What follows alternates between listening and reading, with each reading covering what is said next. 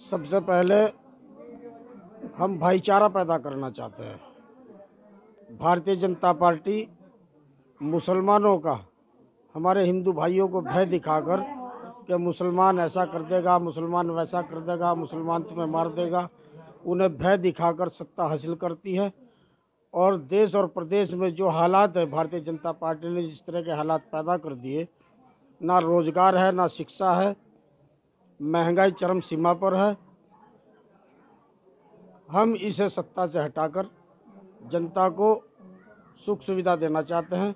साथ ही साथ जो समाजवादी पार्टी या राष्ट्रीय लोकदल या कांग्रेस पार्टी ये मुसलमानों को डरा कर वोट लेने का काम करती है कि वोट हमें दो वरना भारतीय जनता पार्टी आ जाएगी और तुम्हें खा जाएगी। हम इस भय के माहौल को ख़त्म करना चाहते हैं। हम चाहते हैं कि भाईचारे की बुनियाद पर सत्ता हासिल हो, आपस में तालमेल हो। इसीलिए हम चुनाव मैदान में हैं।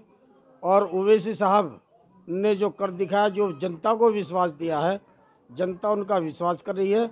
और मुस्लिम समाज, दलित समाज, पिछड़ा समाज बहुत तेज़ी के साथ MIM से जुड़ रहा है और इंशाल्लाह इस चुनाव में जीत हमारी होगी। में हमारी पार्टी पिछले चुनाव में भी कुछ सीटों पर चुनाव लड़ी थी, जिसका अच्छा रिजल्ट आया था। चुनाव तो नहीं जीत पाए थे, लेकिन हमने 5 साल में फिर बहुत मेहनत की उत्तर प्रदेश में, और उस मेहनत का नतीजा है।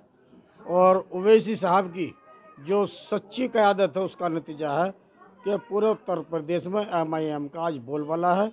और MIM 60 सीटों से लेकर 80 सीट जीतकर विधानसभा पहुंचने जा रही है। गठबंधन जो ये सेकुलर दल हैं, जो अपने आप को सेकुलर कह रहे हैं, इन्होंने हमसे गठबंधन नहीं किया। हम चाहते थे कि हम मिलकर भारतीय जनता पार्टी को रोकें, लेकिन इन्होंने भारतीय जनता पार्टी को रोकने का काम नहीं किया, बल्कि मुस्लिम क़यादत को रोकने का काम किया।